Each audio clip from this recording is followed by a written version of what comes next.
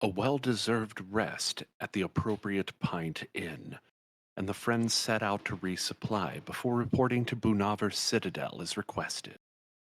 The war paint and tattoos of the half-orc blacksmith Moseric betrayed their origin in the wandering tribes of Siu. However, the smith seemed rather stingy with his offer on the party's magically infused weapons and armor. Packing their belongings, the friends proceeded to the nearby magic shop. Nice, short intro this time. Hello, my friends, and welcome back to New Dalancia, our Dungeons and Dragons 5th Edition campaign. I am pleased to announce that joining us once again is Mr. Ahara, Super Parkour Ahara. Parkour, parkour. Parkour. All right, so without further ado, let's see. We left off right in front of the magic shop, so let me go ahead and activate that scene. Everybody should now have a visual. Yes. Not sure if so you won't see anything Loading, quite yeah. yet, Ahara, but I will have you in just a moment.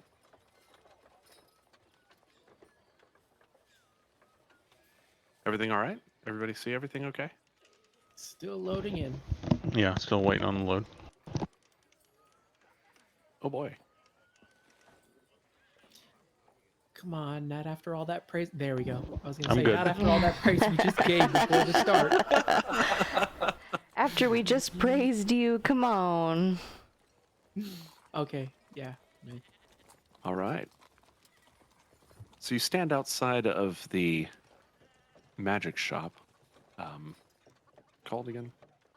Ah, yes. Shauna's Magic Emporium, it says on the sign. Ianfyr, as you pull the door open, it opens with a creak. And immediately your nostrils are filled with with the scent of various perfumes and incenses. Can you see that? Yes, you can.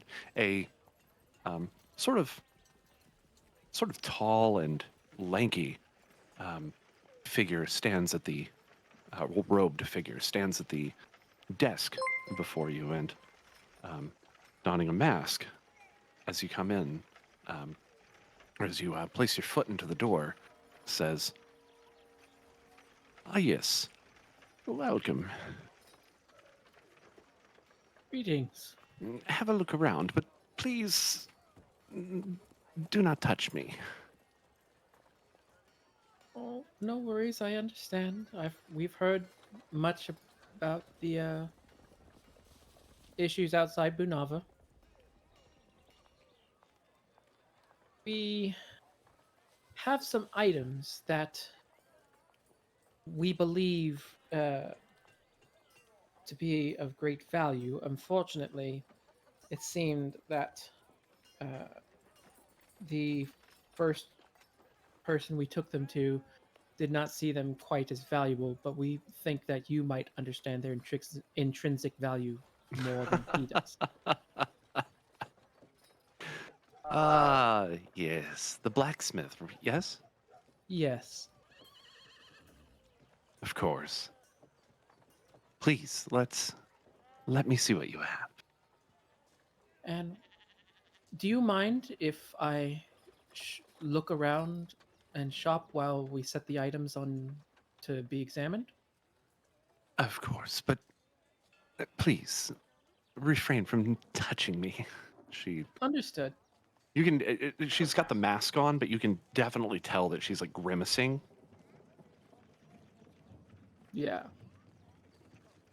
And then I will nod to Rec to go ahead and pull out the bag and lay the items out. All right, Rec moves up, gives kind of a glance around, and then you want it here on the table? Yes, please let me see your wares, and you, sir. She points at Valphalin, who has approached the desk. You seem extremely ill. Could you please keep your distance? He sort of looks around at each of you, I feel fine, but I shall respect your request, and steps away from the counter. Tess is going to be examining the outskirts of the room over here. Are these like bookshelves, or what is this? Yes, these are bookshelves. The walls of this room are mostly lined with bookshelves, and on these bookshelves are not just books, but also other small trinkets and little chests and little jewelry boxes and other such things. Um, there's quite a lot here, actually. In fact, as you look around, right there is the. I'm not sure. Can you guys see that? Yeah, Did that yeah, show it up to you? just popped up. Excellent. So that's the that is the inventory. Feel free to click on any of those items that you wish to buy, and she says, yes, please bring your selections to the counter, and I will help from there. Uh, But please refrain from touching me. Turning and looking at the shopkeep, and through her mask, Tess will say, "Oh, do not worry. Tess will make sure not to touch you."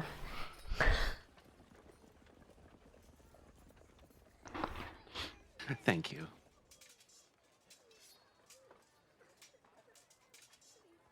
Rex, the shopkeep takes your items and lays them out before her. Could you remind me real quick? Did you in the previous session sell the glaive and the breastplate that were non-magical, or did you choose not to do that? Yeah. We went ahead and took that. Okay. No, they've already been marked off too. She sorts through all of the items and starts to sort of record everything that you've brought in a little book in front of her. As she's doing that, she sort of looks up over toward Ianfyr. Ianfyr, you notice a bunch of various trinkets sitting before you upon the table. There's some, some fungi, some mushrooms. Seem to be a pile of gems. There's also a wand. It seems kind of out of place among the other items. Could you tell me about this wand here? Ah, yes, that is from my personal collection. It is. What would you like to know? Well, for example, I mean, what does it do? I mean, it appears simply to be a stick, but I presume based on the components around it, it has some magical properties. I have yet to discover that. It is beyond my abilities. Hmm. Would you mind if I tried it? Be my guest, but be warned, I wasn't able to get it to do anything, and if I wasn't able to get it to do anything, then you probably can't either. So don't be shocked. Well, who knows? Good things tend to happen. Well, things tend to happen at any rate with the heroes of Bunahver. And, Yes, the heroes of Bunahver. Is that you all? Indeed. Oh, well, I am pleased to have you in my establishment. She looks back over to you, Rek, smiling now. You can tell because her cheeks sort of pinch up toward her eyes, and her eyes gain the kind of grow the crow's feet from the side. They squint a bit. So what are you doing? What are you doing, Ianfyr? Well, first I'm gonna take hold of the wand, and then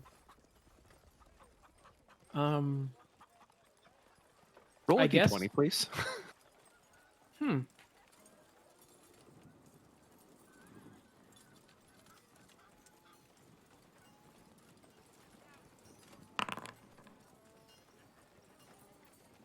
Ah. Why did that? Oh, did you? Okay, you did. Okay, I see where you did it. 17. Okay, great. Oh, Perfect. never mind. Yeah. Thank you. If your colors start to swirl around you and form into a sort of massive liquid above, sort of just above you, it almost seems as though you could traverse this liquid. So we're going to go ahead and pause this for just a moment while we come over to our friend Ahara. Okay, cool. Excellent. Ahara,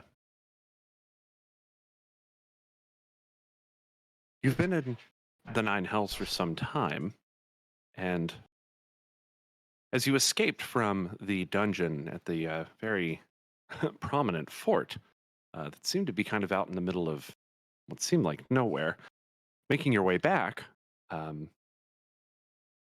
things begin to stir the portal before you. Before long, there is sort of a loud pop, or maybe it's like a crack, kind of like thunder, and a sort of liquid seems to just fold in front of you, kind of fold out from the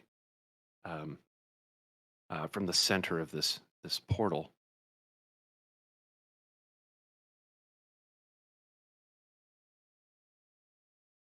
So it looks like the portal is open. So it would seem. It does look very similar to the last time that you saw it. I'm gonna turn to Talos and say, "What do you think, boy? Should we get the hell out of here?" Talus barks and he sort of starts to get really energetic. Move towards the portal. Does a quick circle. Awesome. Yeah, I was going to ask you if you could move your character. Yep, evidently. As you approach the portal, there's sort of a hum, and the colors that the light is emanating shift into various parts of the spectrum. Rather beautiful, actually. Only way out is through. I'm heading in. As you step in, there is a moment where, one moment. As you step through, there is a moment where it's almost as though you've stepped into nothing. And as you step through, there's still solid ground beneath your feet. But before long, it is almost as though that ground just kind of dissipates and gives way.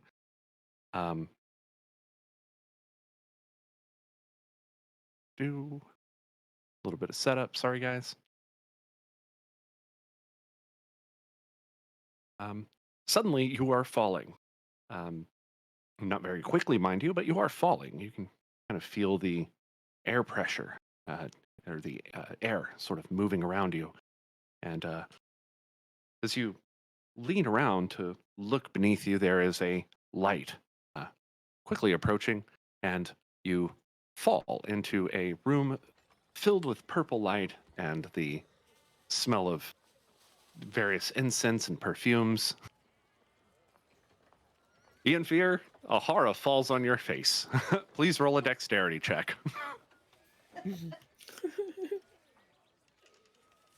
Okay. Check or save? I will allow either.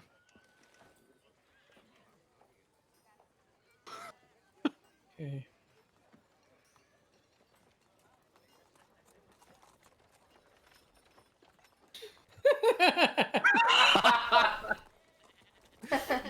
I mean, I wasn't expecting it, so. Ahara, what's your current weight? That's a good question. Say, I don't know, like 180, maybe 170. Okay. Including Ahara, go ahead and equipment? roll either an acrobatics or a dexterity save. Acrobatics check or dexterity save.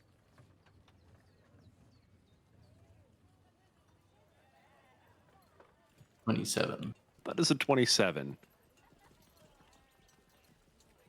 Okay, so this is what goes down. Ahara, you land directly on top of Ianfyr, who breaks your fall, and you spring to your feet, unaware of where you are or what is going on. You look around you, and there are several other people in this room. You recognize Valphalin, you recognize Tess, you recognize Ianfyr, but you don't recognize the half-orc standing at the counter, or the magic shop owner.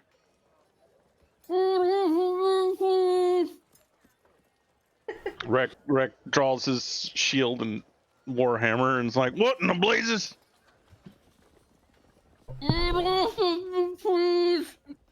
Tess is gonna whip around real quick and just kind of see what's going on.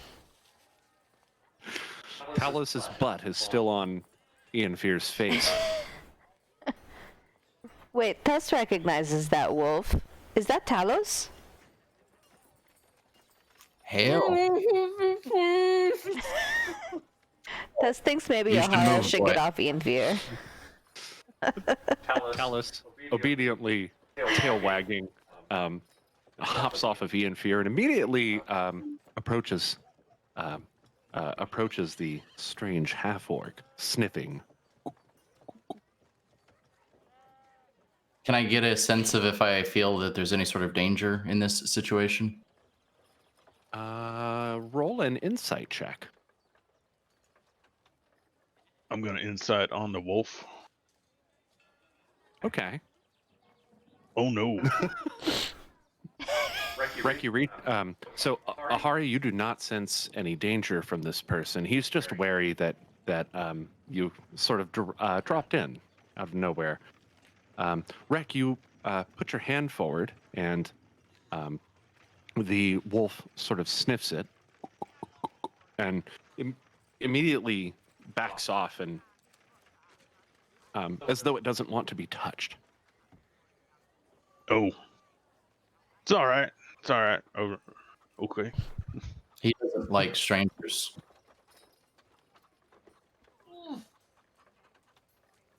Ianfyr, Ahara. thank you for rescuing my fall. No problem. Hello, everyone. Ahara, greetings. How? Immediately, the shopkeep turns toward Valphalin, her eyebrows obviously betraying anger. Please, step away from the counter. You are very ill. Very well.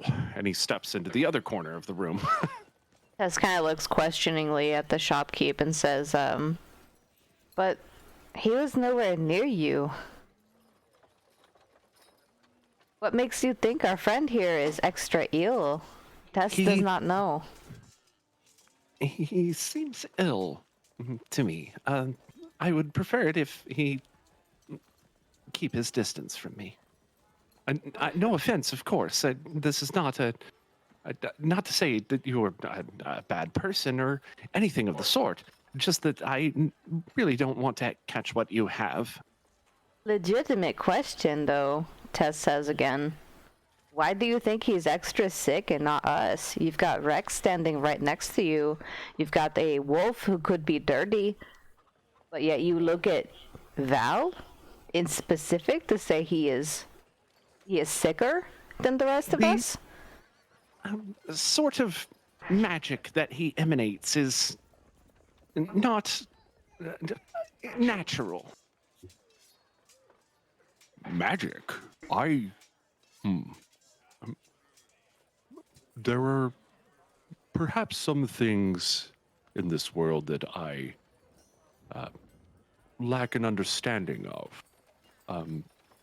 But it is fine, Tess. I will accommodate her wishes.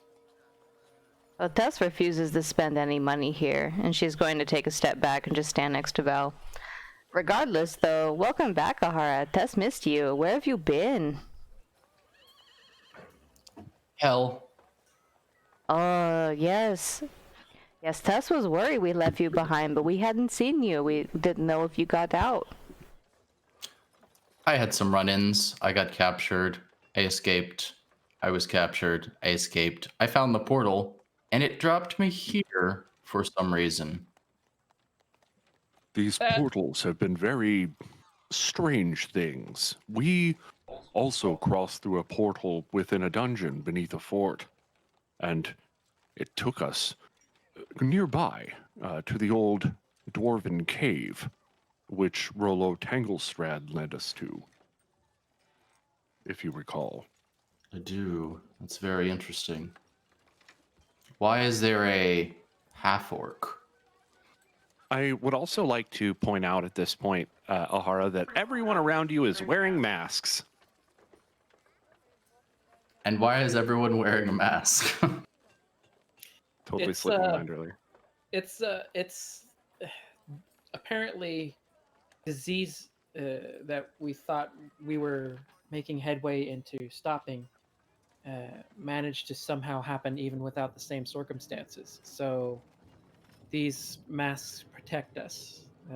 They also advise we keep a little bit of distance between ourselves as well. Well, if it's transmittable by the butt, then I've already violated you. Apologies. Usually, don't worry. I'm used to being the one who's doing the violating myself, but this is a new experience. All right, as Rex seems that like everybody knows this guy, he kind of puts his stuff away, stores his weapon, and kind of looks back at the shopkeeper. I do apologize. I can't really come over at the moment, but Rek, this is Ahara. Ahara, Rek. Rek, you definitely have seen Ahara before traveling with the party. They must have gotten split up at some point because they just stopped traveling together at some point where you were kind of watching them after you came through the portal. All right, he looks at Aurora like, "Well met," and reaches his arm out.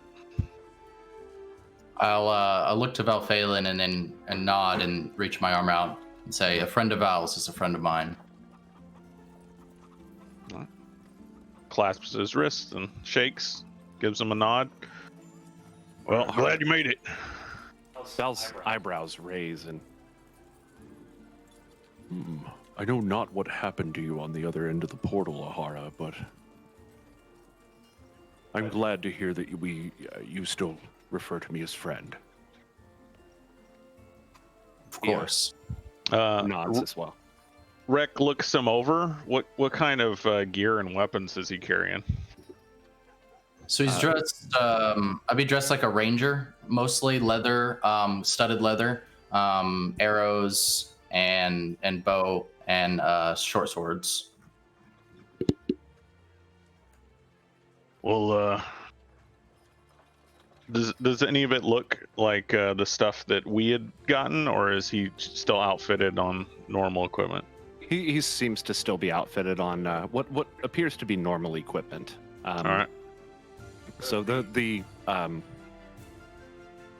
particularly there are several of the items in your possession that appear to be of higher quality than what he is currently equipped with. All right. And he looks him over. Well, hey, before we look to sell any of these, anything you might want to help outfit yourself with? I mean, we got it from an interesting place. I much appreciate any upgrades. So I'm going to go ahead and copy this table. Well, actually, it's not really a table anymore. I'm going to go ahead and copy this in. I will drop this. Whoops, missed one. I will drop this in the new Dalancia chat for you. Or actually, you know what? No. I'm going to drop this in the chat in Foundry. Yeah, Valphalin says 3 times leather plus 2 breastplate.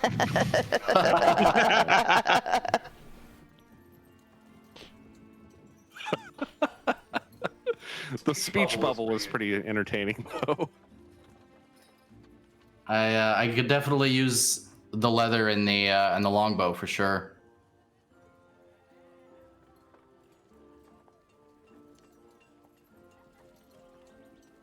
This will, of course, change my offering price. Have I made an offer? No, we kind of got too exciting before we heard anything, but I can understand. We just need to make sure everyone's outfitted correctly. We didn't want to get rid of anything we could still use. Well, for the heroes of Bunahver, I mean, take your time.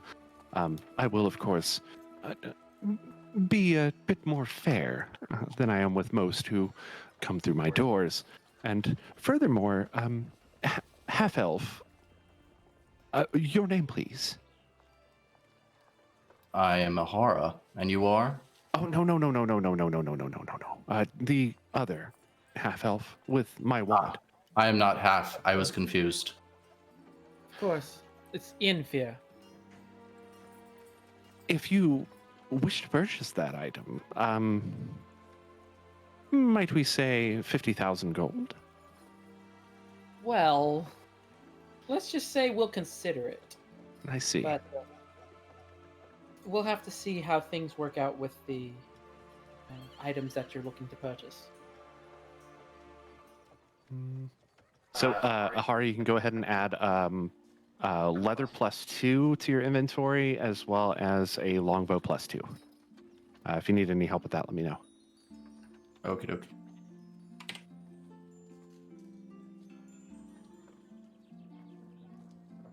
Also, if you'd like to drop any of your current equipment, you can do so now as well.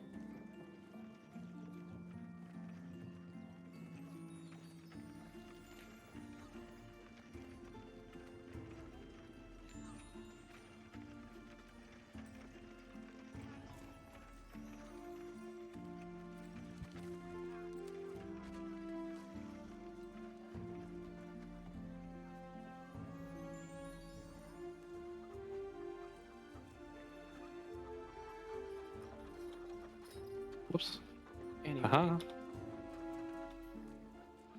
All right. Let me know if you want to try selling any of your equipment, Ahara. I'm just updating this real quick. So she looks over all of your goods, scribbles some more into this apparent ledger that she's just got before her. Yes. How about 12,000 gold? Rick almost like spits inside his mask. Well, Ianfyr? Yes, it's no small sum. You could easily buy a ship with that. Ooh, Tess has never been on a ship before. it's definitely worth considering. I may just have one around here somewhere.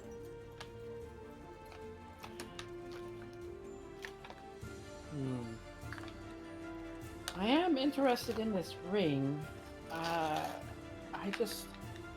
I'm not sure if I could pay 30,000 pieces for it.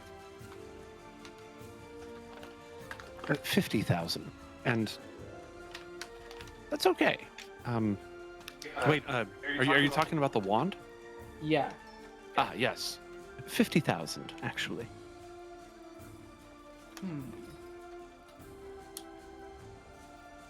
I went to great lengths to get it. I understand. It's just, as you explained, you still have no idea what it does, and the only time it reacted was when I used it. Oh, I know what it does. It opens portals. It brings elves.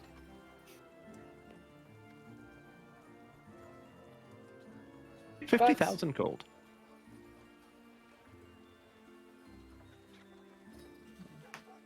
Otherwise, I have many other things in my stock. You're welcome to check them out. If you guys want to see that stock list again, I'm not sure if it's still up there for you. It's if you click on journal notes over on the left, there should appear a small book on the desk. On the left or on the right? I think on the left. Let's see. It looks like a little bookmark thing on the left. That's distance. Toggle notes display. I see Really select not there. notes and toggle notes display. I don't see. There we go. Oh, hold I on. showed it again. Well, I'm not that sure just why popped that's up. Okay. not sure why that's not showing.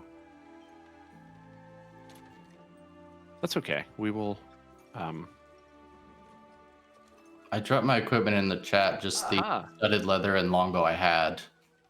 So I guess I'll be putting those in the stack of the stuff to get rid of. Let me see. Why do I not see them in the chat? Did I Yeah, put that? it's in. I did. Oh, in the in the Foundry Yeah, it's chat. in the Foundry chat. Okay. So I'm seeing. Was that just one studded leather and one longbow plus one? Yeah, I double clicked. Oops. Okay, one moment, please. She starts to once again write in her ledger. Yes, this armor is very dirty, but You're very dirty. I'm sure I can find some purpose for it. It can take a pounding. Well, judging by your landing.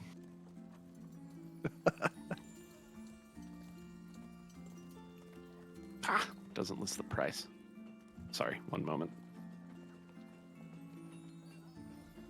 In the meantime, Tess is going to move back over to this shelf and just kind of start taking a look at things. I'll add 500 gold for these new items, so 12,500 gold. Does that seem fair?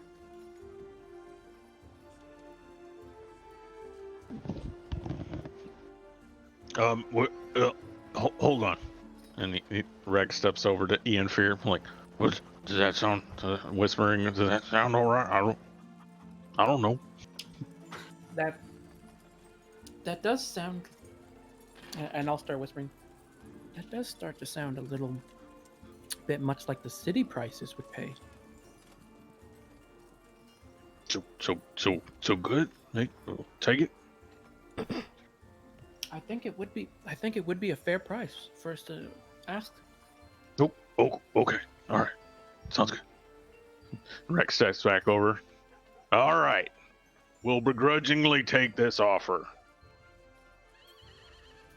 Yes. Let me go and retrieve the coin. This will just be a moment. And she disappears into the back room. She opens the door and goes just around the corner to the right. Is this the center door that she went in?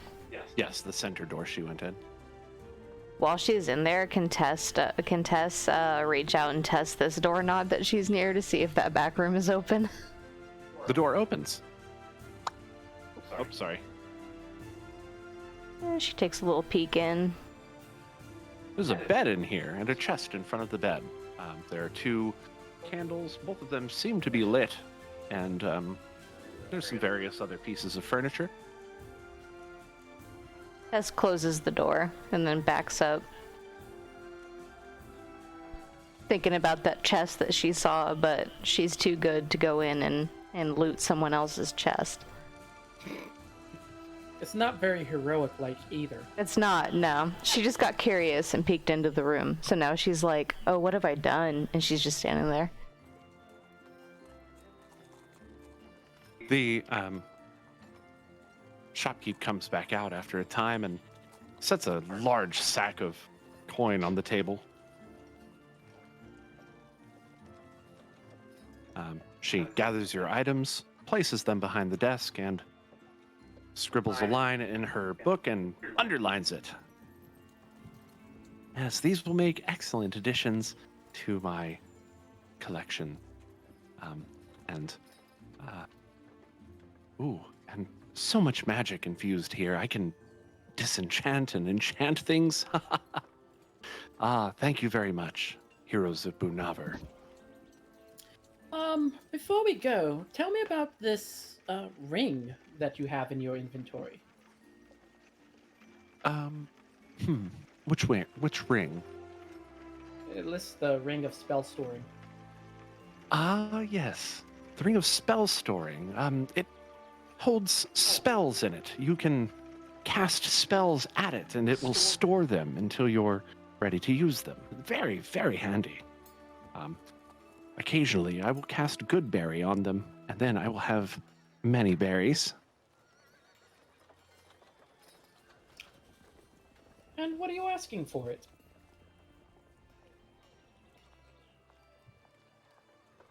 Why did that happen? Okay. Okay.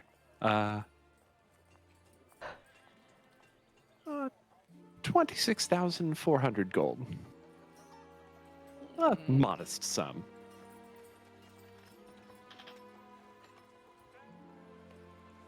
Turning and looking to Val, Tess is going to say, is 26,000 really a modest sum?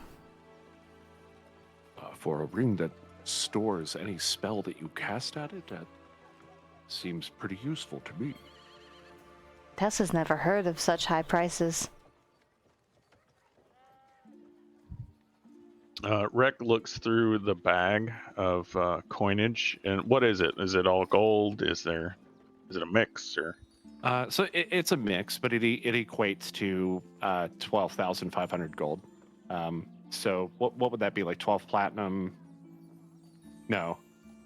That would Maybe be like 120. I think platinum is like 10. No, Gold. that's How do I math? 12,000 would. So if it's 10 gold, then it's like 1,200 platinum. What is the current? Is it 100 gold, or is it 1,000 gold equal to?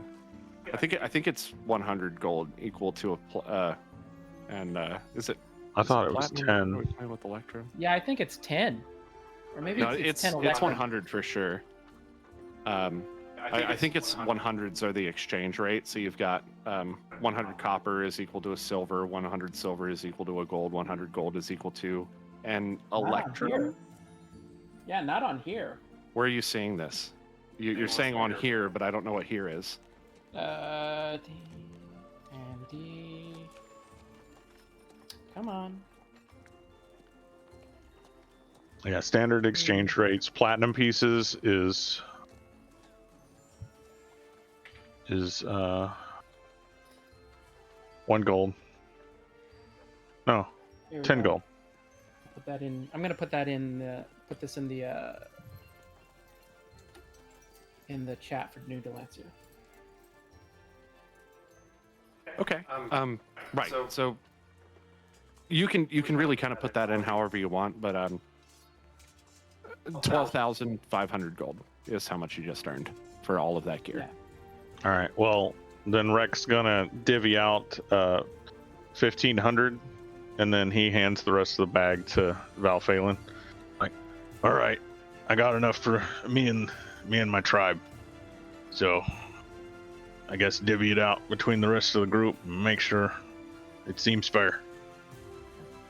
I believe this isn't a task suitable for one such as me. I can't do this, and hands the bag over to Tess. The bag Who's has standing has some heft to it, right? Yes, it definitely does. She takes the bag out and kind of looks at it questioningly and says, Tess does not have real need for money. She can hold on to it, or we can try to divvy out however much anyone needs. Ah, yes. That is a good idea, Tess. To hold on to it or to divvy out? To hold on to it. We are a team, right? That is true. Tess does have a bag that can hold quite a bit of money. How much was it? So how much did you take? 1,500 out. So there should be 1,100 left. 1,100 gold? 11,000. Yeah, total value. 11,000. 11,000 gold. 11,500 or 11,000 total value. 11,000 gold. Okay. Okay. Added. And then she kind of looks to the rest of the group and says, "If you need any money, come borrow from Tess. She has plenty. We Only a have five. plenty." Only a 5% APR. It's I'm gonna 7-7 tear- cash now. I'm gonna tear a quarter of cloth from my bedroll and wrap it like a bandana around my face because I'm feeling awkward. Ah, yes, yeah. Definitely, I'm gonna look around the shop and say, I feel we might have better luck looking what I'm looking for in another location. I see. Well, if you change your mind, it seems you have enough funds to return. I will be here. And we thank you for your business. Please, refrain from touching me. Oh, this shopkeep is just impossible to get along with, Tess says, kind of out of exasperation as she heads to the door. Yeah. Not one of the more friendly individuals I've met. Seems this Sorry. disease is probably taking its toll on the population here. Indeed. A lot of fear of touching. As you guys exit the shop, you are. It's interesting the difference between smelling the various perfumes and incenses and these very musky scents from inside the shop and outside where no such smell exists. The fresh air has a scent much its own.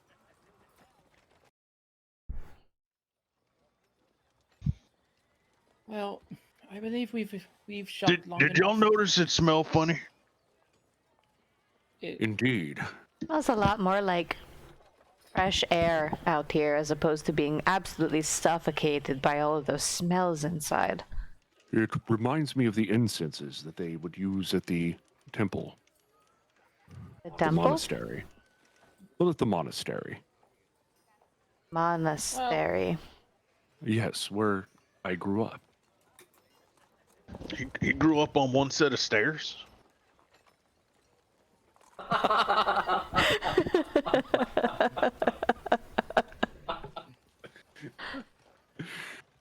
No, a monastery is a place of how to describe. It is a place of where monks live and study and learn. And I was brought into the monastery at. Oh my gosh, I'm drawing a blank on the name of that. I was brought into the monastery in Mojilkia when I was just a baby. I was told that my parents were nowhere in sight, and so the monks raised me. Traditional monks, you would say, much like we read about in stories, vow of poverty, whatnot. Of course. Then it would Although seem- Go ahead. I learned quite much on about living off the land and living without the need for things such as currency. Or more than one set of stairs, apparently. Apparent. But yeah, the smell reminds me of my own home. Back in the days when I was learning. It's better than Or- brimstone I've been smelling the last few weeks. Tess Indeed. quite likes the smell of brimstone. I'm not surprised. Well, I think we've dallied long enough. It's time we head up to go see Govin and hopefully get some information as to what's been going on. I agree. What of you? Tess also agrees.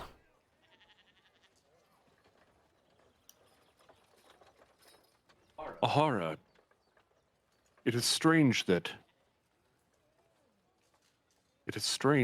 you happened to drop in on us as you did. But I am quite relieved to see you return. I feel the same. Come, let us head to the Citadel.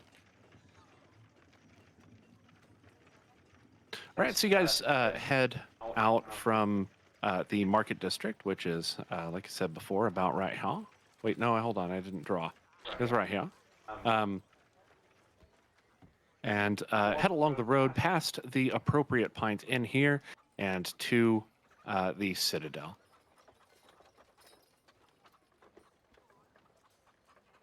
As you approach the Citadel, there is a quite a bustle here.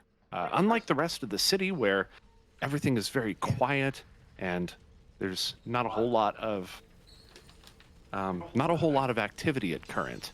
Everything is mostly locked down, it seems. But here at the Citadel, there's quite a bustle. You hear the sounds of lots of talking. It's almost like the town square before you guys left. Are these people wearing masks? Looking around, yes, all of the people there seem to be wearing masks. Some of them are carrying various tools and torches. You hear very loud shouting and sort of sounds angry, actually.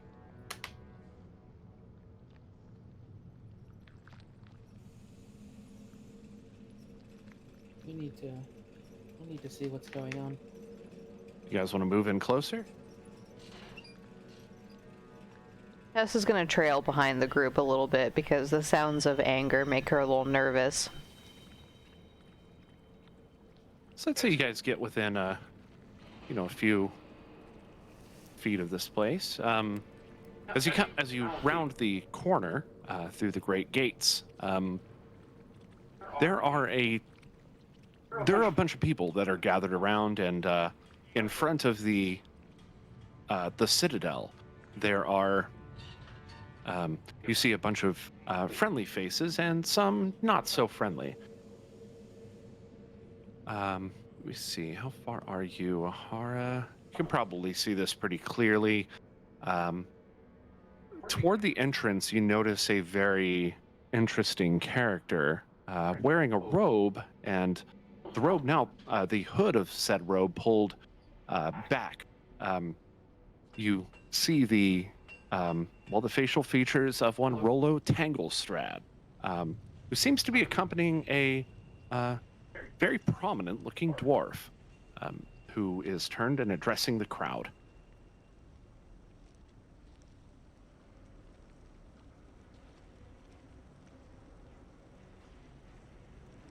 Like Rollo's up there.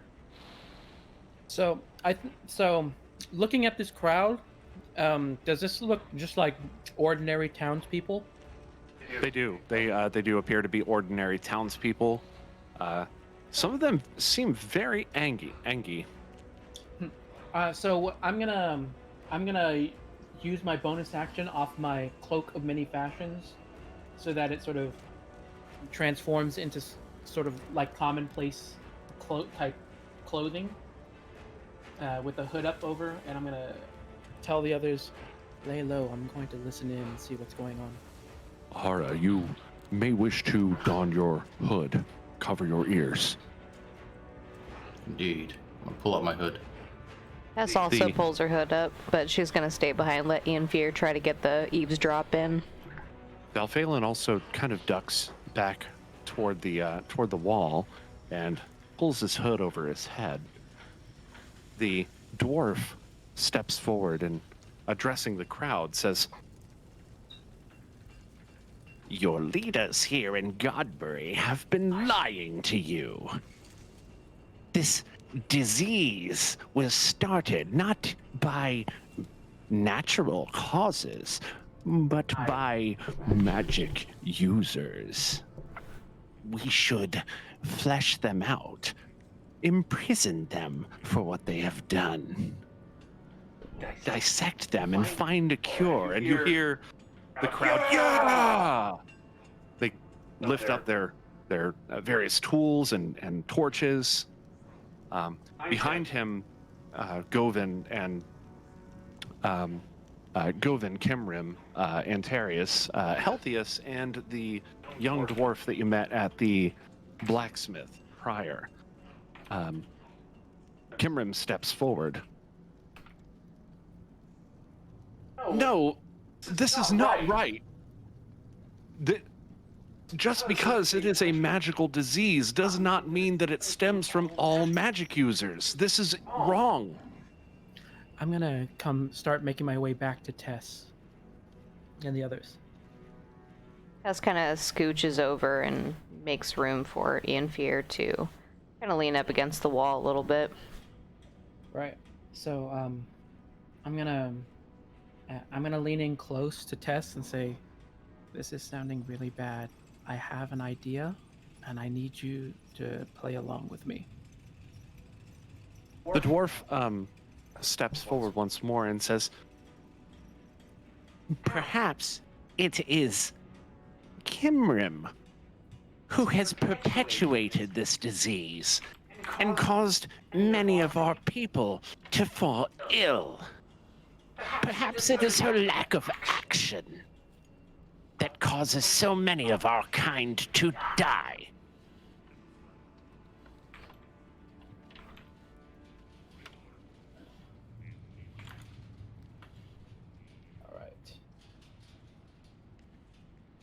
All right. So, and I'm assuming this crowd is just completely riled up and just "Yep, like they all Angie. totally focused toward this area.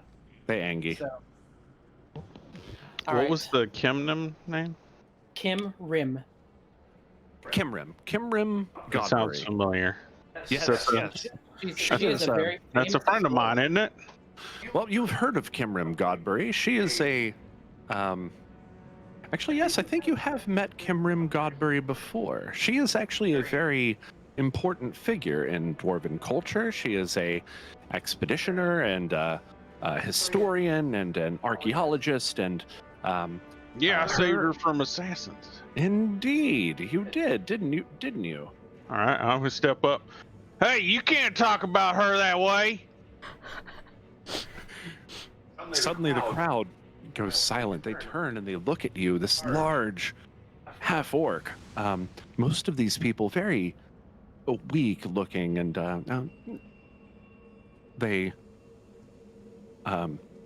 there's a pause. It is quiet. Tess looks to Ianfyr and says, Tess would really like to know what your plan is right now. We're gonna have to use our skills with magic in order to create an illusion of voices, loud, thunderous voices. Oh, Tess can do that. What you need the voices to say. We need the crowd to believe that House Drach is the one that's causing this disease. Okay. All right, and Rex speaks up and he's like, "Well, they're good people. They've helped us in many a time, and we know that people are trying to undermine their good name. So if you got some proof of this, I'd like to see it, or else shut your gob." The dwarf steps forward to address you. He raises up a wiry little hand from his robe. He's actually quite a bit skinnier than his face would betray as he produces this hand from his robe. It's very pale and very gaunt.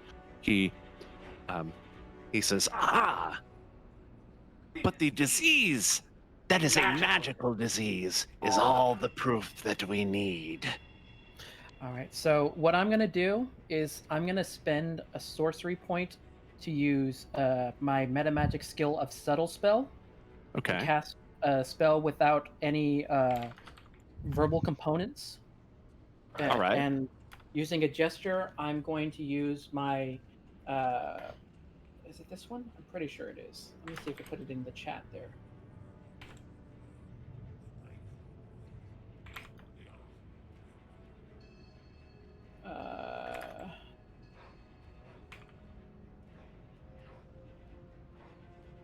There we go.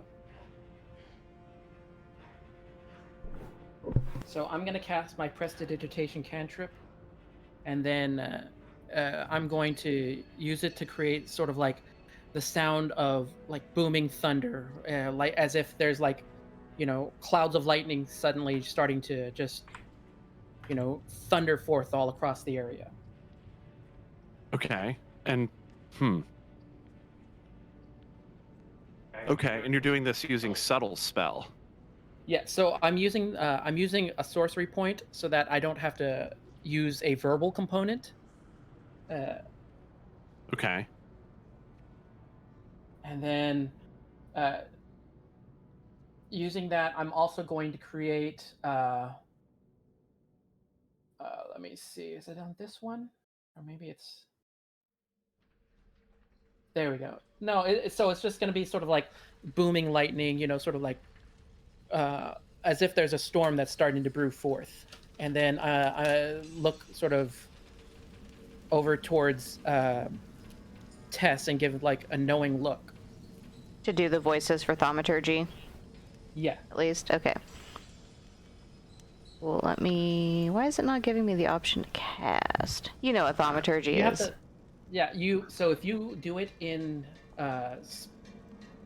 table, if you open up your sheet and then you click it, you basically click it again after it's opened, and it should link in. Let me refresh my page real quick on D&D Beyond. I actually don't know how to do that myself. There it is. I got it. There we go. Yep. I linked it. You did? You linked it? Awesome. Yes, I did. Okay, I thank linked you. it from your character sheet. So let me see. So we have So this is going to be a voice booming like 3 times as loud as normal for a minute. okay, and we only have the verbal component there. It is pretty noisy here, so that's probably been covered up by the rest of the noise. However, Ianfyr, there is a somatic component to prestidigitation. If you would like to conceal said somatic component, please roll a stealth check. Okay. I'm going to use my my Tides of Chaos ability, and I'm going to give myself advantage on this check. Understood. And Rek yells out, "What? That don't make any sense. I may be some simple tribal orc, but we know that if the chieftain's kid farts, we don't blame the chieftain for it." And this is stealth, you said? Yeah, he said stealth. Would it? I was gonna say, is it? Well, I mean, I guess sleight of hand wouldn't really. I'll allow sleight of hand, yeah. I'll allow that. Okay. And then.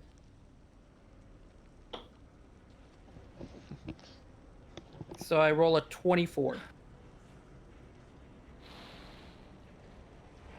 Suddenly the sky grows dark.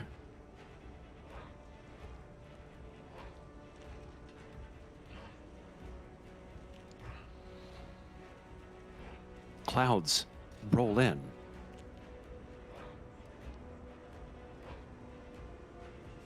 And from somewhere, perhaps unexpected, rain begins to fall.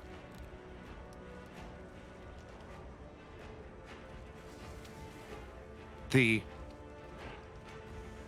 dwarf standing before the crowd looks around. Witchcraft.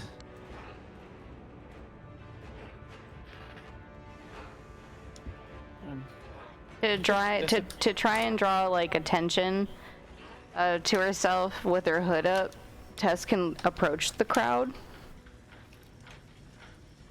All right.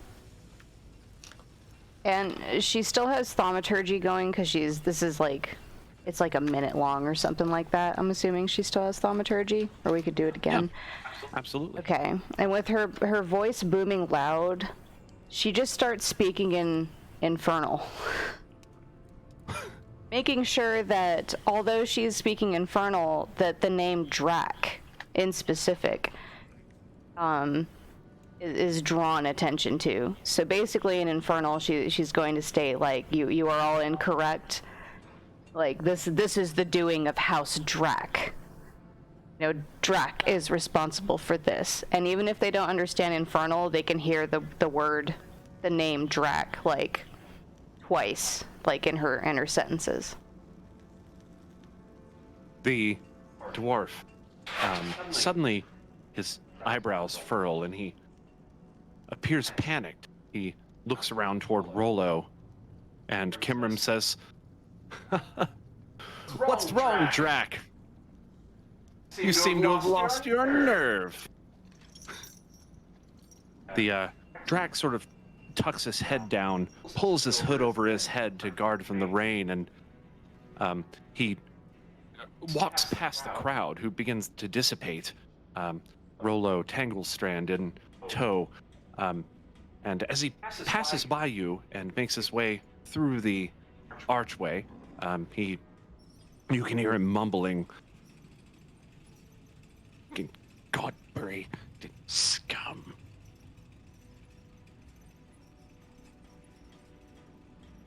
I'm smiling under her hood. Tess is going to breathe a little bit of sigh of relief. The crowd begins to dissipate, and Hey, y'all get out of here! It's raining.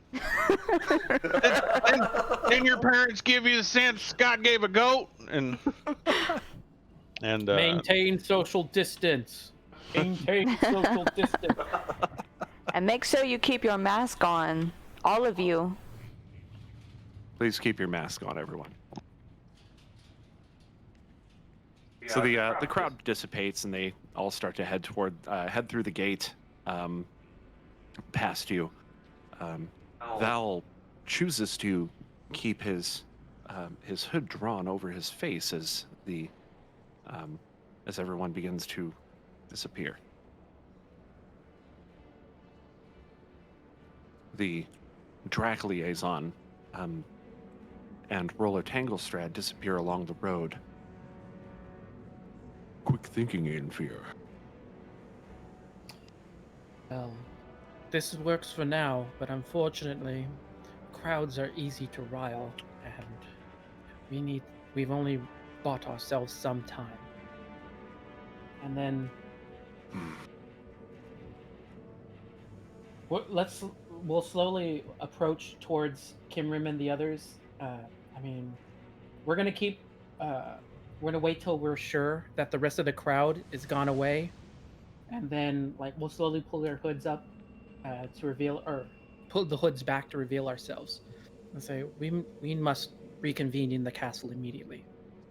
Tess would like to get out of this rain. She's feeling soggy. Yes, yes. Right. Hang on. Let me fix that, and then I'm gonna dispel the prestidigitation.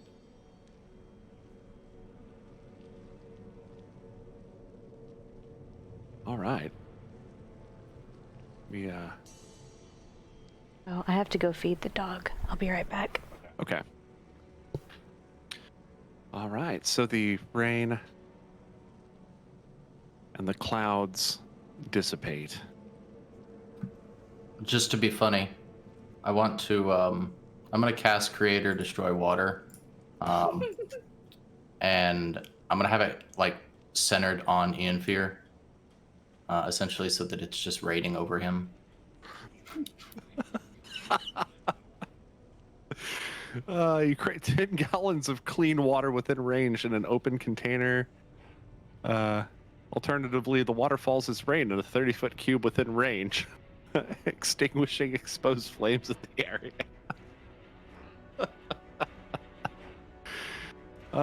So the entire party is still getting rained on, but only the party. So this has a verbal, somatic, and material component. Are you going to try to stealth this, or are you going to? No, I'm gonna look right at him while I do it. Ianfyr? I'm gonna say, well, to be fair, Ahara, you did need the bath. I mean, you're not wrong. After a few seconds, I'll just dispel it. That's a little bit harder to do. You've got to hit the little trash can thing at the bottom.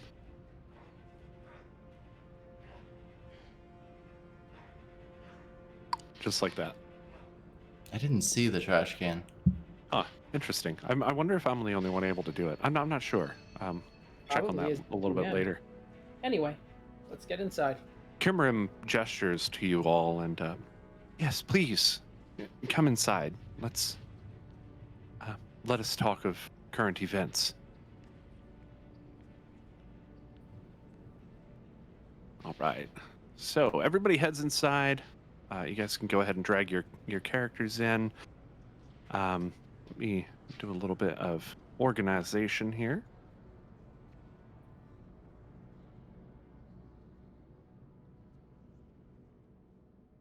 All right.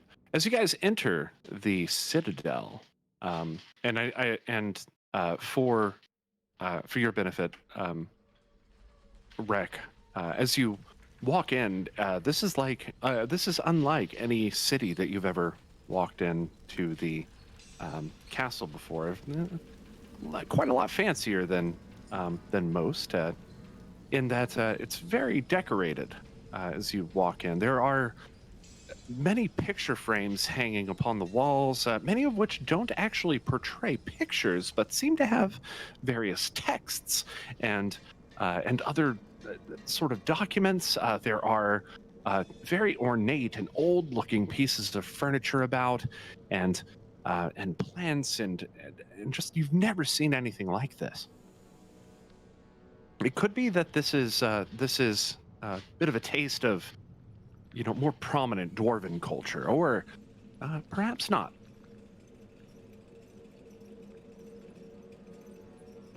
He comes in, he looks over, and well met again. Nice place. Kimrim approaches you and leans in and squinting her eyes.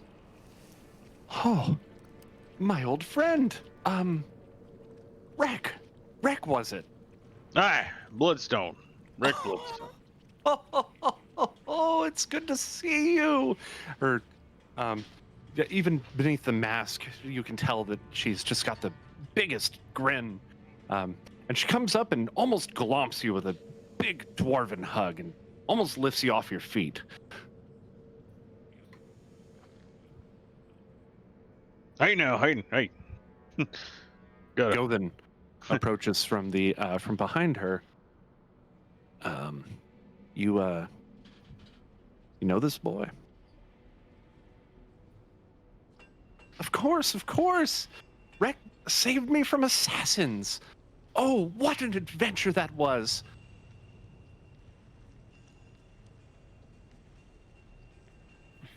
I can tell you the story of it, but maybe not the best time. Yes, we have other matters to attend to. Valphalin stroking his chin and sort of cocks an eyebrow at you, Rek. Interesting. This is a story that I would like to hear myself. Her clapping her hands and hopping in place, Tess is going to be like, oh yes, story time for later when we have drinks. The mage from before, also donning a mask, of course, standing next to Antarius, shakes his head, and you hear him sigh out loud. He does it very, very obviously. Rather rude, actually. Now, friend, let's not be rude. Well, while we're wasting time. Great, we must discuss this situation. Indeed, and Kimrim and Govin start to step back toward the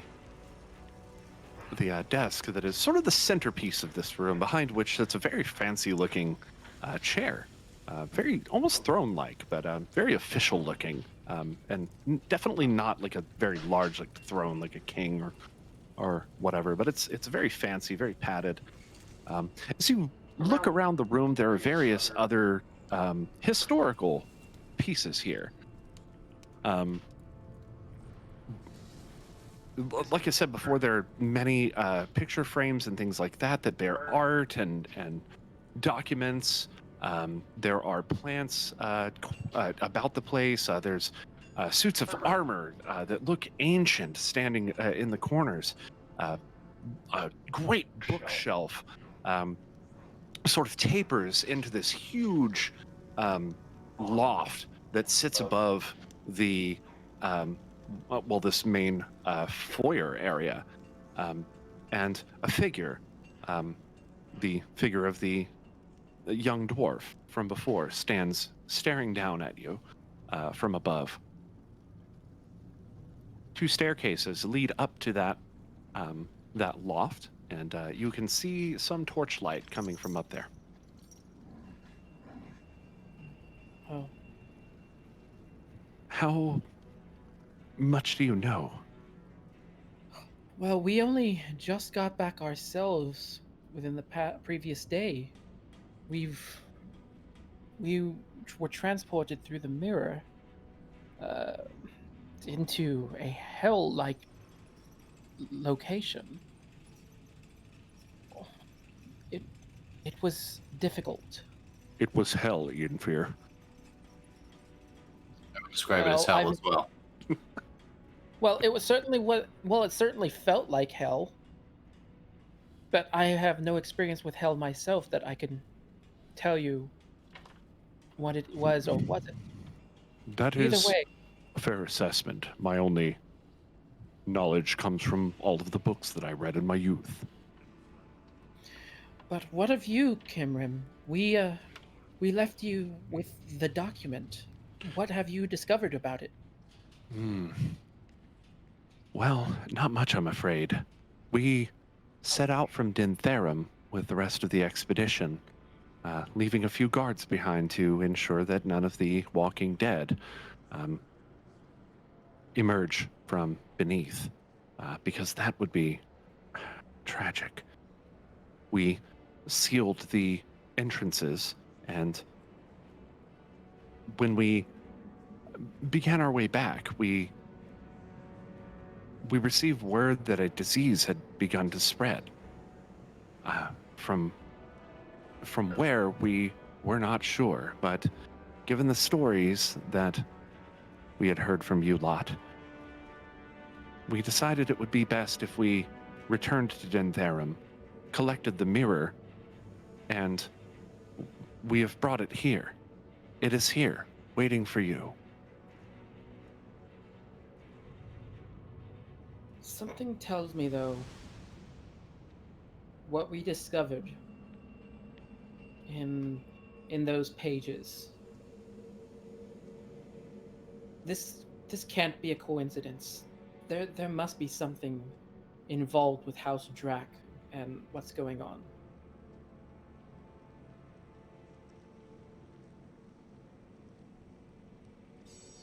Indeed. I'm very thankful for your actions out there. We've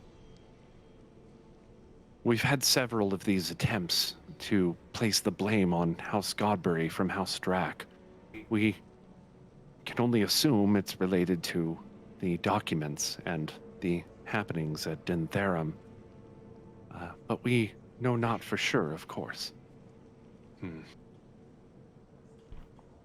Again, I would like to extend my gratitude to you, heroes of Bunahver, for your aid in this. But I'm afraid it may not be enough. House Drach will return. We're going to need to seek information outside this city in order to fully understand what's going on. Antarius pipes up from behind you. Yeah. The mirror. We know. It's an interesting thing. The mirror. We carried it all the way back here from Bunahver, and it emits such a subtle glow. If I recall correctly, as you lot stood before it, a figure emerged from within. Is that correct? There was something we had to do originally. We had to get a document and whatnot. There were words that you uttered before. As you sort of scramble through your belongings, you actually can't find that document. Perhaps it is here somewhere among the other artifacts that you collected from within.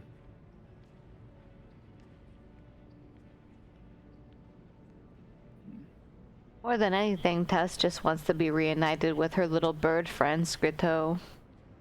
And she recalls the little Kengu that I believe hopped through that mirror, right? Yes, the Kenku emerged from the mirror and spoke with us briefly about a lady in a mirror. We assume this lady has some importance to our vision, perhaps?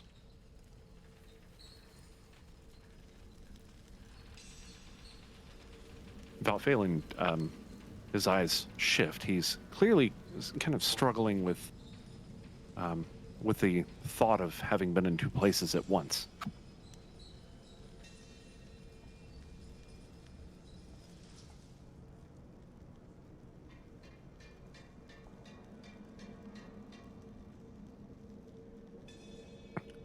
Govin steps forward, Antarius back, and Govin says, "Indeed, we've brought the mirror. It's locked securely away in the dungeon below, where you'll find it even now." Has anything tried to come through this mirror? Nothing's happened with it since we brought it in.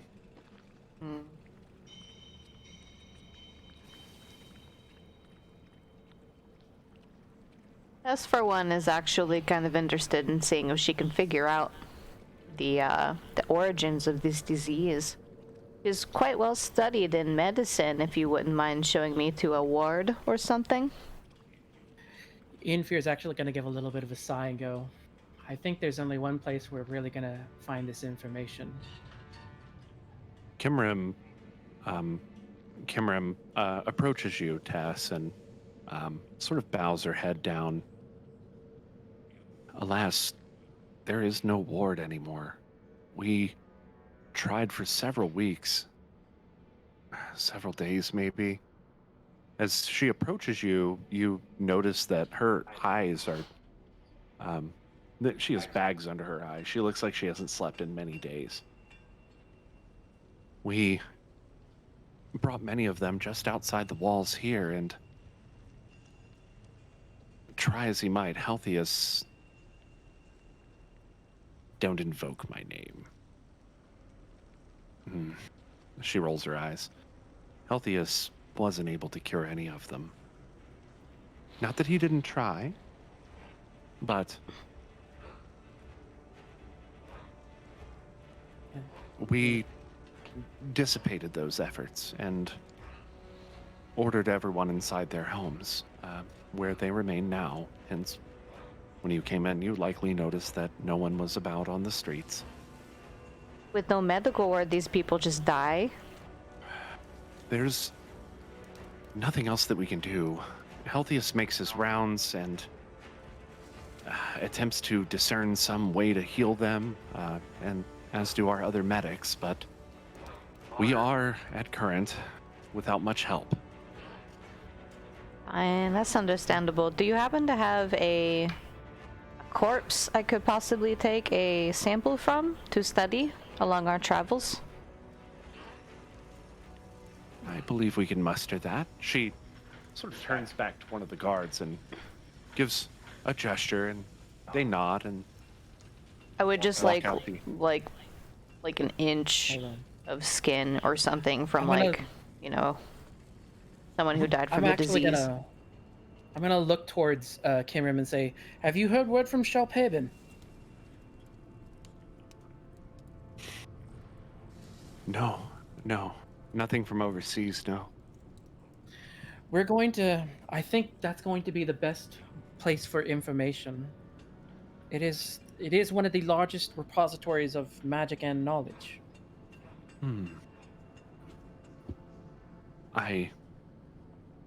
don't personally see a link, but if you believe so, then I'm willing to follow up on it. Healthius sort of scoffs and he turns his head away. It's foolishness. Just because some country has a library or a great collection of knowledge doesn't imply that they have all of the answers. Well, they might have more than you have now, and it's not going to be, it's nothing but helpful to at least go and try. Kimrim sort of raises her eyebrows, and he does have a point. Could we possibly take the mirror with us if we decided to go on this long travel?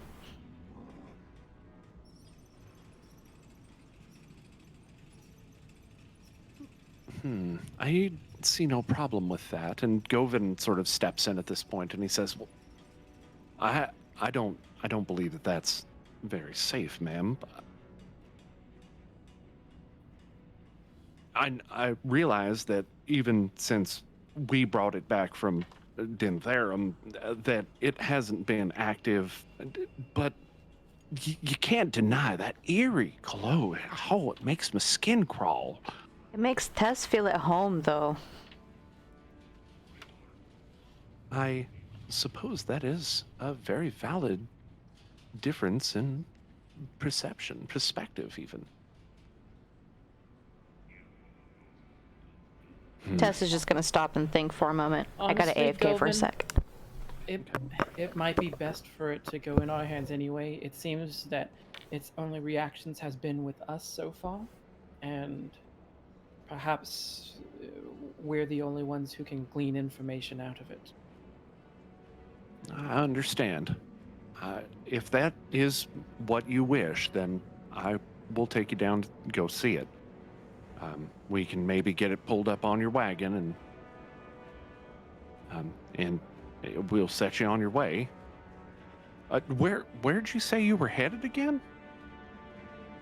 I think our best bet for information is going to be Shelpeben of Sure. If you don't mind my asking, where is that? South Malia, of course. Oh, all the way over there. Well, what for? And then Kimrim sort of cuts him off. Govin, it's not very appropriate right now. It's in Malia. I'll explain later.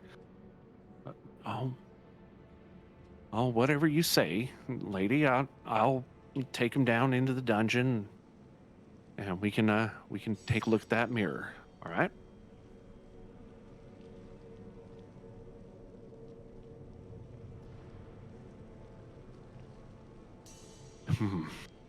Balphalin, looking concerned, sort of peers at you. He steps actually behind you and places a hand on your shoulder. Are you sure this is the right thing to do, Ianfyr? Well, they have apparently exhausted all leads here. The disease is growing worse. We need to find some place, and Shelpeben is one of the largest libraries in the whole of the world. I grow concerned simply because the last time that we saw this mirror, he, catching himself talking sort of through his teeth, he stutters. The last time that we saw this mirror, a entity came through. Who's to say that something else might not come through? I believe it prudent that we should take whatever precautions that we can against such a possibility. I agree, but on the other hand, we're not seeming to get any information, and judging by how riled up the crowd was by House Drach today, who knows what'll happen tomorrow or later in the future. We We must do this with due diligence. Indeed. Very well then. I am with you, as always. And what have you lot? I was turns AFK. to- Can you catch me up? Yeah, we've just been discussing taking the mirror with us. So On a voyage. Govan has expressed some concerns about taking the mirror, as it may be unsafe. And Valphalin also seems to feel that we should take some sort of precaution. We should take some sort of precaution to prevent, unwanted things from coming through. Well, House Godbury must have some extra soldiers to send on a voyage with us, right? Of course we do. We have extra backup, extra firepower. Those things will be okay. I would keep it limited if possible. Not that I don't appreciate the help, but I feel it may be needed more here. Especially if we are going to travel to Shalpaven. Who knows how long it might take and how restless the people might grow. I'm inclined to agree. Which is why I'm coming with you. I'm not gonna let you guys take a ship with such a dangerous mirror all by your lonesome. So I'll be coming with you, of course. As will I. Well, let's say I have a vested interest in this. Pointing to Healthius, Tess is going to say, Ooh, Healthius, please come with us, please. We could use your intelligence. Of course I have to go. Who else will do the thinking for this entire group of idiots? Ooh, I love how rude this man is. And what of the young man? I realize it would be dangerous for him to travel with us, but it might be more dangerous to leave him here. You see him sort of shift in place at the top of the stairs. Govan turns around. Are you? Absolutely not. And the young dwarf comes running down the stairs, runs up to Govan. Oh, Father, please. Oh, yes, that's my little friend from the shop. Yes, please. Please. Govan, let's be clear. We don't really think it's good for him to travel with us. We just don't think... We think it would be worse for him to stay behind, even with the whole of the army protecting him. Persuasion check. I'll let you do what you will with that, but for now it's a persuasion check. Okay. I'm sure I've got this on. Okay.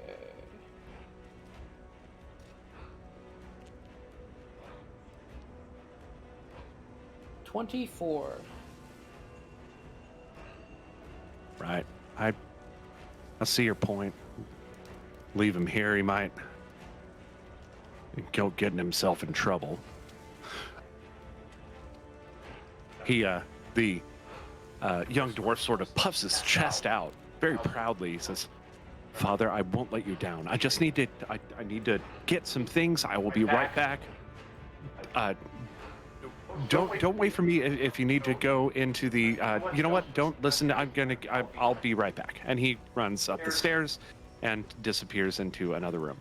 Leaning over to Rek, Tess kind of whispers, even if we had said no, I'm pretty sure he would have stowed away. He did seem kind of excited. Phelan approaches you, Rek, and he places a hand upon your shoulder. And what of you, my new friend? I know that you have other business here.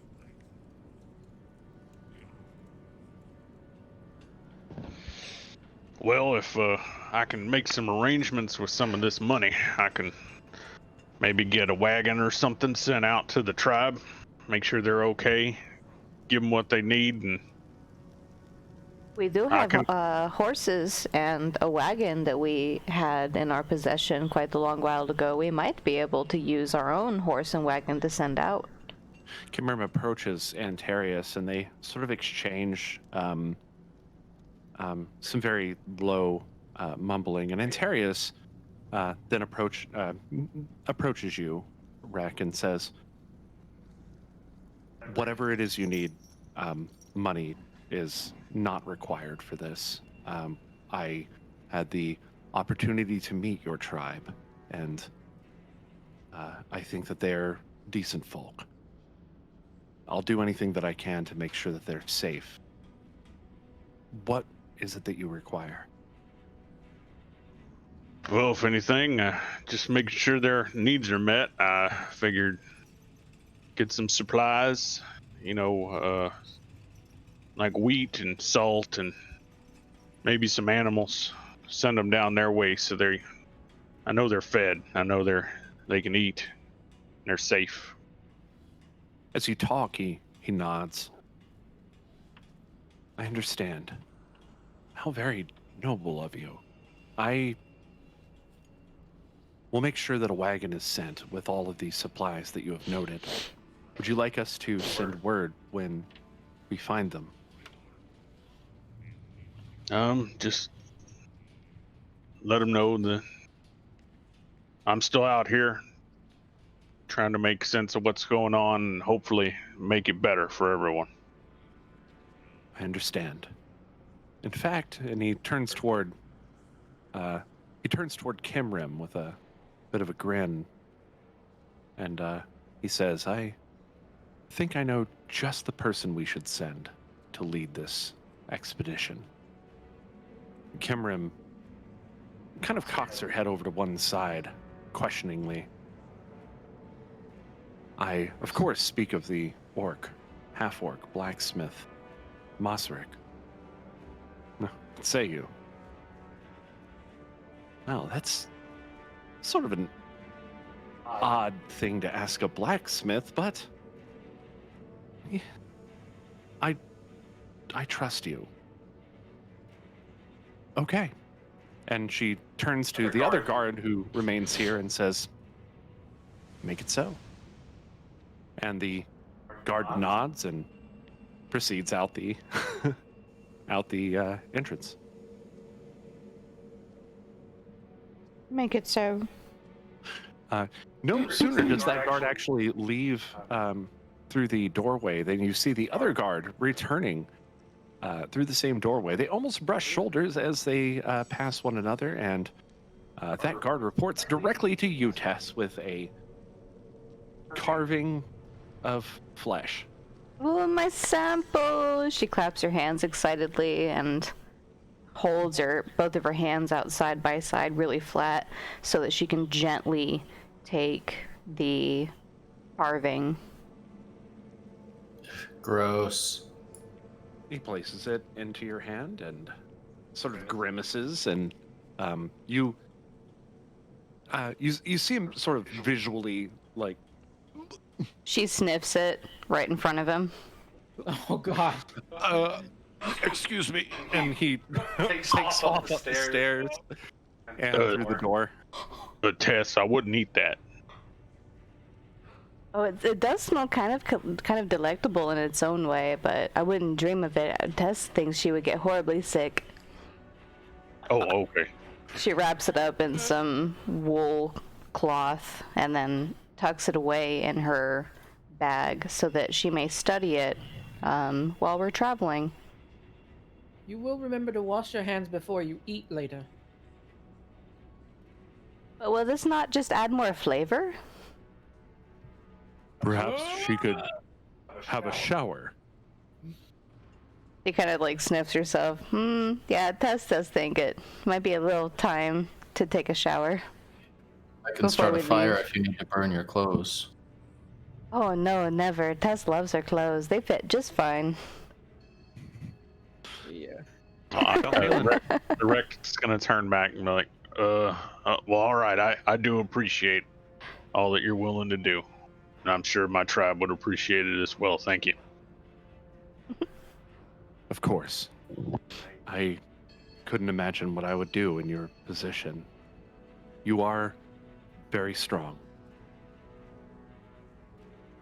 And Terius nods, just completely locking eyes with you. But when he nods, he shifts his gaze to the floor, sort of a show of respect.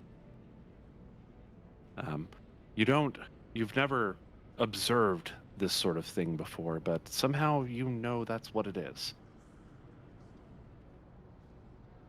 Antarius sort of turns off and walks away. Balphalin. Real quick, I'm gonna add this as corpse flesh to my inventory. Oh, yes. I already yes. had some in it, but Actually, please call it diseased corpse flesh. I'll try to. I can't remember. I mean, okay. I can probably just rename it myself. just Diseased rename corpse it. flesh. Okay. Okay.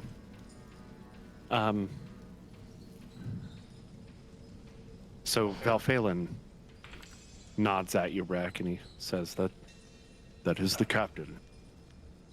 He is a fair man. I have known him for very long now. He nods one more time, sort of an affirmation, and approaches you, Ahara, and says, "And what of you? I know you've just come back, but are you ready for another one?" I'm happy to go out into places that are not hell, though between taking kids on the road with us and very rude mages, I'm not sure which I dislike more. I sympathize. As you know, I lived a life of much solitude, but times dictate sometimes differently, I suppose. Indeed. Yeah. His vision sort of shifts down to the floor.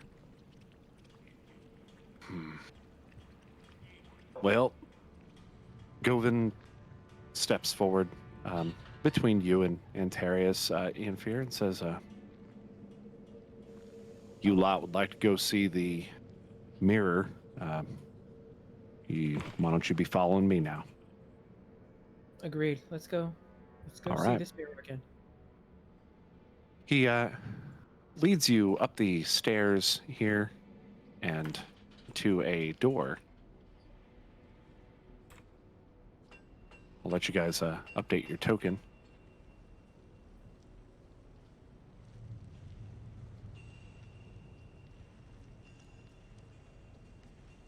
Opening the door, he proceeds through, and just to the left of the door, there is a staircase leading down. Quick question. May I have a marching order, please? I think we should start with. We should probably start with Rek, just because he is the least familiar with it, with the mirror. Okay. Have maybe have Balphalin in the back. Tess should be behind Rek, and I suppose I figure I would be behind Tess. Okay. Balphalin's actually going to take up the lead. Rek, you want to take up the lead with Val?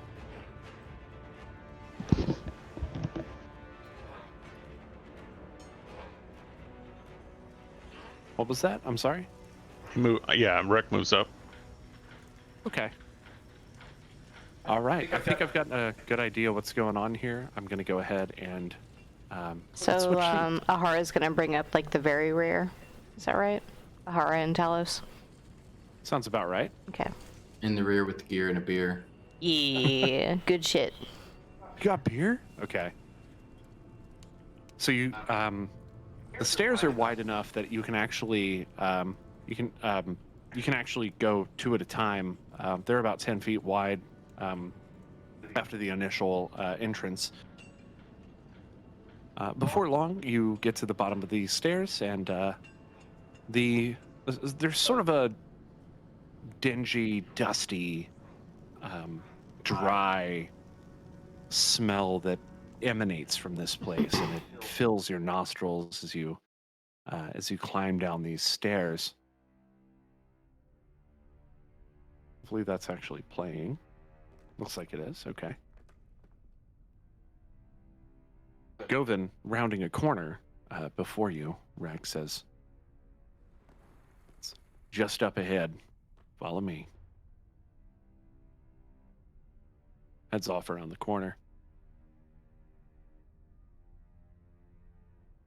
Makes his way down down a long hallway to the east, and as you pass by, there are several cells, all of which are empty. Nobody seems to be in any of these cells as you pass by.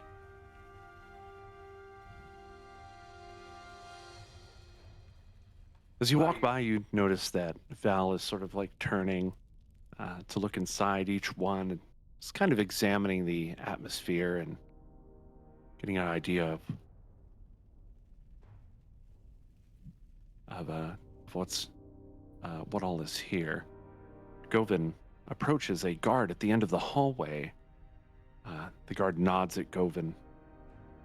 "We're just here for the mirror. You know the drill." Guard nods, and Govin continues past him. "Right this way." He takes a left down the hallway and proceeds close to the end of the hallway. A strange light seems to come from the cell on the left, the very last one. Tess is going to stare into the light like a moth to a flame.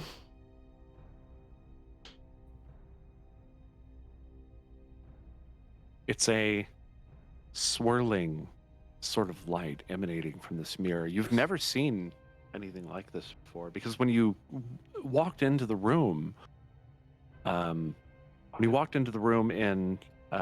Dintherum, there was a torch that Val was carrying. This time there is no such torch, and the light is very prominent in the darkness. It swirls almost like a water, or almost like a liquid. I gotcha, Ahara.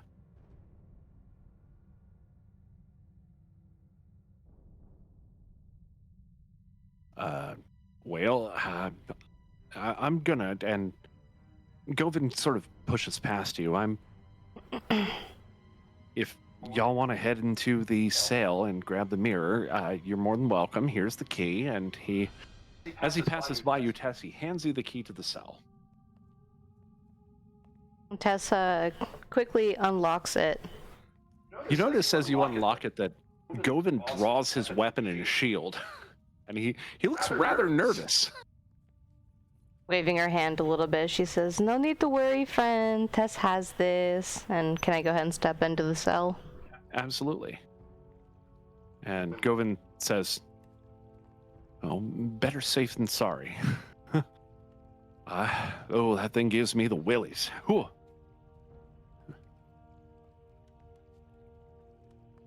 And then Tess attempts to pick up the mirror. As soon as you place your hand on the mirror, a feathery hand comes from the mirror and lands upon your shoulder. Tess looks down in surprise, and she's going to take a step back real quick. You step back away from the hand, and it slowly protrudes from the mirror a small and a short and sort of stocky Kenku. Guess who? Gasping out loud, Tess says, "Scrito, my friend." Yes, Scrito. How have you been? Scrito looks around sort of in a you know, sort of surprised.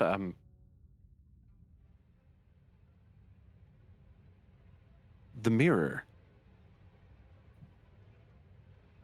The mirror. How are you? Tess points and says, she points to the mirror and actually says, the mirror. Tess, friend, how are you? The Kenku places its hand upon you. Tess. She nods her head.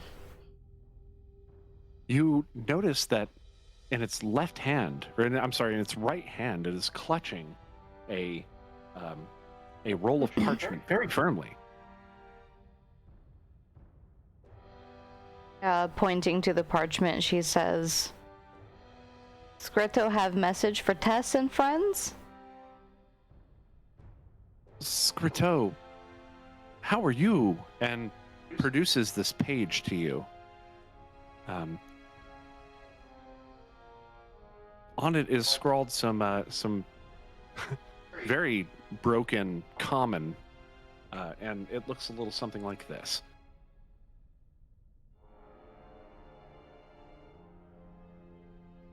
Tess, she reads it out loud and says, we are being held prison by the lady.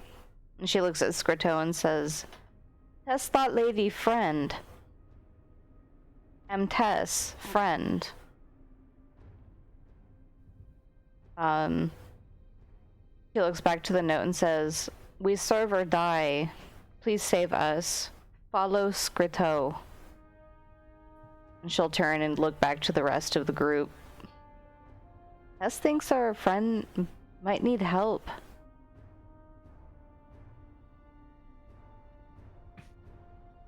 I'm Lady. unsure how to proceed. The lady. Tess' friend.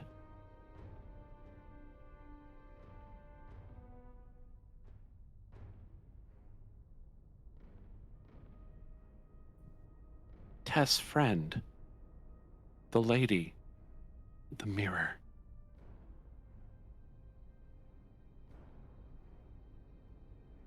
Scritto starts to sort of pull away from you and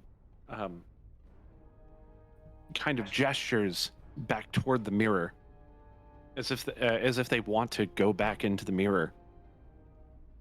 Tess is gonna reach her hand out to the little Kenku. The Kenku turns back toward you and grasps your hand. Tess' friend. Tess will go with friend.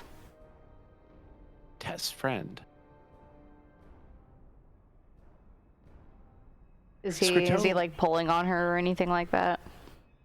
No, but Scritto hands you, reaches into his wraps and pulls out another scrap of paper, handing it to you. This one much different. You can't actually discern the words on it. And once you have hold of the paper, Scritto breaks from your grasp and Tess' friend and disappears back into the mirror.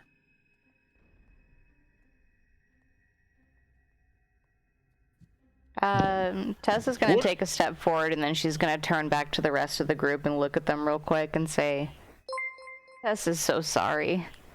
And then she's gonna jump through the mirror. Oh, not again. What is even happening? Before you jump through the mirror, you actually place your hand on it, and it's a solid surface. You can't go through it. Oh anymore. no, she fucking runs into the mirror and knocks it down. It doesn't shatter, but the mirror does jar against the wall. It seems to be okay otherwise.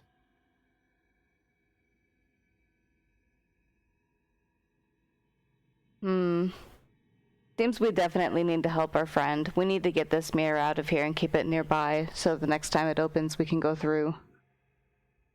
If only Tess. The rest of the team does not have to go. Tess just feels Well, this is right. Val it may steps into feel this. right, but it may not be the right time. After Val. all, this- Oh, go ahead. after all, look at what happened.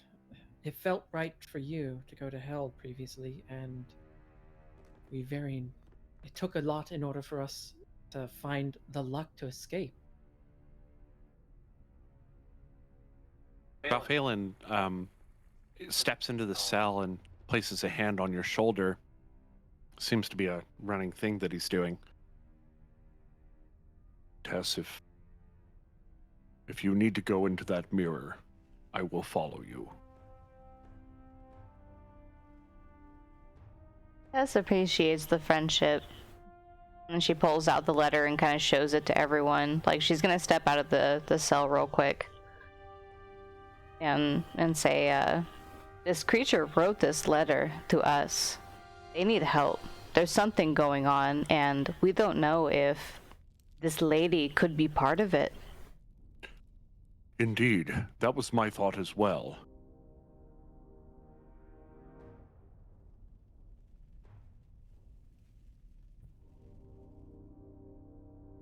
I do not know if it is appropriate for us to leave this place and cross into the mirrored planes, but we can still take the mirror with us and perhaps explore this option as we when we arrive in South Malia. North Malia. South. Oh, South Malia. My apologies. Tess has no idea where these places are. South Malia is my home, and as I understand it, North Malia is probably where Ahara came from.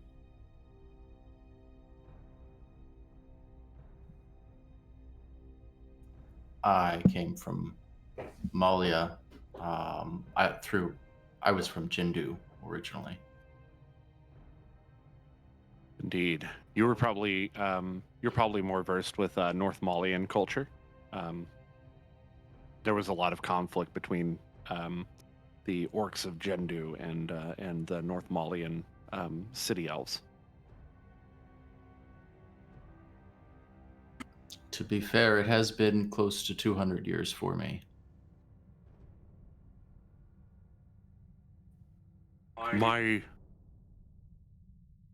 I believe we should take this mirror, proceed to the vessel, go to the library in South Malia, allow Ianfyr time to do his research before we take action. What say you, Tess? I'm gonna roll a strength check to try and pick up the mirror. Okay. I rolled a whole 8. Seeing what you're doing, Val actually comes over I and was about to helps you. say, Hoist. Tess pants and Whoa. says, Tess could use a hand. Rek actually walks over as well and places hands on the mirror. 3 of us, all carrying a mirror. It's a very large mirror. It's actually quite a lot larger than you are, Rek. Very heavy, but all 3 of you are able to manage it. Together, you carry the mirror back through the dungeon. And let me go ahead and grab everyone here. Well, oh, come on. Tess does recall that very hateful shop lady says she had a ship. Was that correct? Will we need to buy our own ship, or is this something we could possibly ask of House Godbury? Perhaps we should proceed out and pose our question to Kimrim. Sure, let's man, that thing really gives me the creeps, but I trust you. Let's get back to Kimrim, shall we? And Govin leads you guys out back into the Citadel proper and out of the dungeon, where Antarius and Healthius anxiously await. Oh, well, looks like you've got the mirror in tow, or... It is getting late, however. Perhaps we should go back to the inn and get some rest, huh? I agree. We need to consider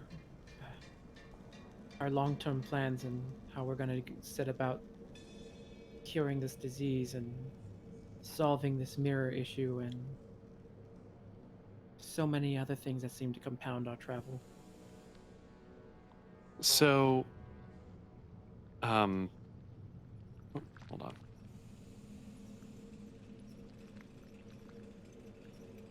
Whoops.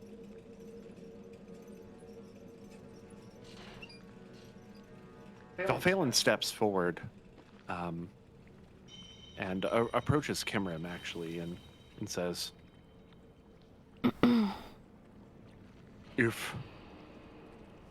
If we could make use of a ship, it would be very beneficial. Kimrim sort of gestures vaguely. I don't have a ship for you. I have what you see. I'm sorry. I see. I do thank you. Antarius sort of steps forward. Valphalin, locking eyes with him, comes over and he says, I could have a ship brought over from Imajokia, but it could be several weeks. I feel like that's too long to wait. What do you think? Tess feels that's too long. What we will do is we will set up tonight and hopefully talk our way into a ship with a shop tomorrow. Yes, I agree. What say the rest of you? It's been a long time since I've been able to sleep soundly. I will be happy to do so. I've set aside everything I think I need to do for my people, so I'm willing to go and help however we need to. Rek, as I have known you, you have always been a good friend. I thank you. I know that your heart lies with your tribe. Well, it seems like this could be a great bigger issue, and Oops. I would rather them all be safe in any case. Indeed. Let us head back to the appropriate Pint Inn, and there, perhaps we can get some rest before our adventure begins overseas. And a drink. Tess would really like a drink. And a bath.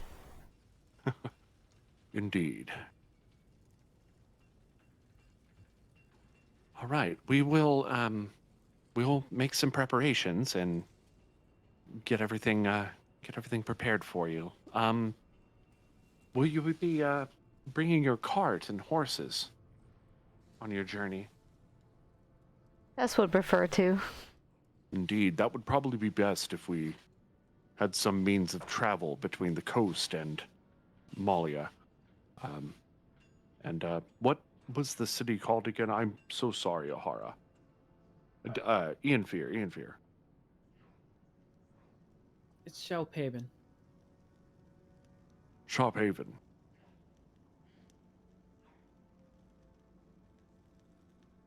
You guys make your way back to the bar.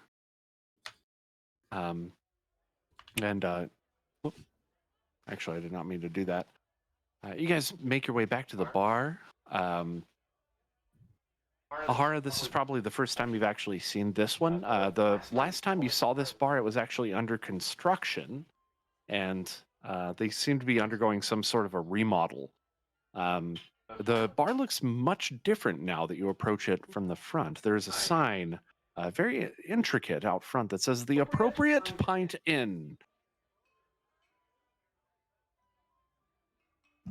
How appropriate. You open the door and proceed inside, a party in tow. Whoop. There we go. Better than being inappropriate, I say. And interestingly enough, Ahara, behind the bar is a very familiar face. A elven, half-elven woman who you recognize from Staskar, and someone who had accompanied you to Bunahver in the first place. Behind the bar, cleaning glasses. As you walk in, she looks up, stars in her eyes, once again locks eyes with the Ianfyr and says, "Hi, sugar. You and your friends are back?" Oh, of course, we couldn't stay away from you for very long. We've got some things we need to take care of in the morning, but we could certainly use your hospitality for the evening. Of course. I have to say I'm glad.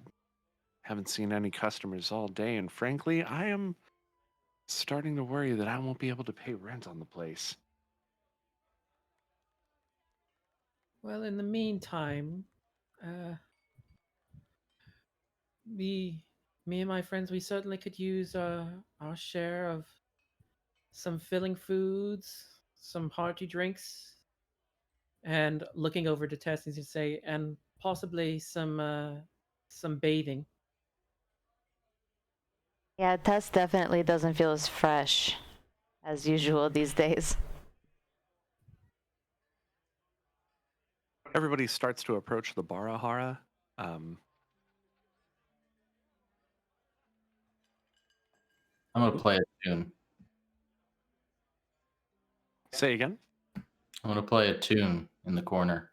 As you walk over toward the fireplace, there is a lute already sitting there. The barmaid looks up at you and she says, "Ah, a musician. Good. A bard. That was here when we first opened, left that, and I'm not an instrumentalist, so you're welcome to it." I am by no means a true bard, but I do enjoy to play. This is a loot +1, and you can go ahead and add it to your inventory. Score. Score. As you sort of work your fingers over the fretboard, it's quite a fine instrument. It's almost warm, perhaps from the fire in the fireplace, but maybe not. You start to play, and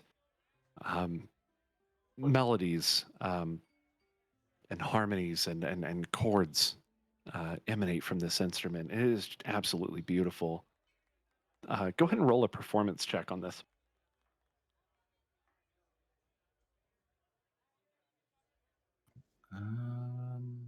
Okay. I can roll a performance check with the thing. Yes, so add a +1. Or you can roll the tool proficiency if you have a proficiency in loot. I do. I don't know how to Roll do it. the thing. Ooh, that is a very good question.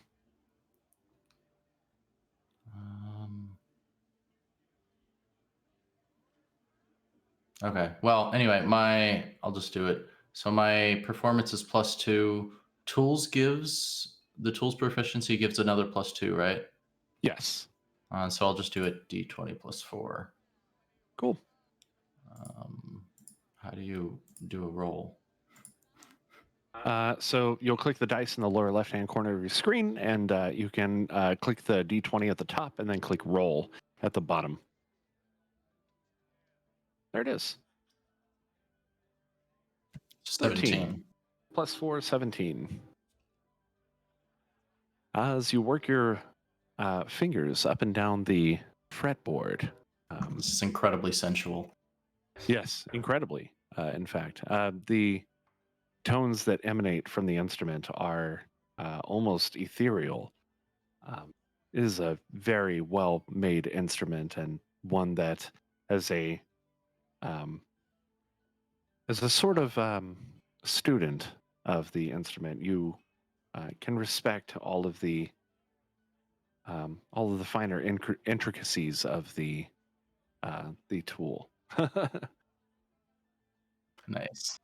So the inn is filled with the sound of this wonderful lute playing.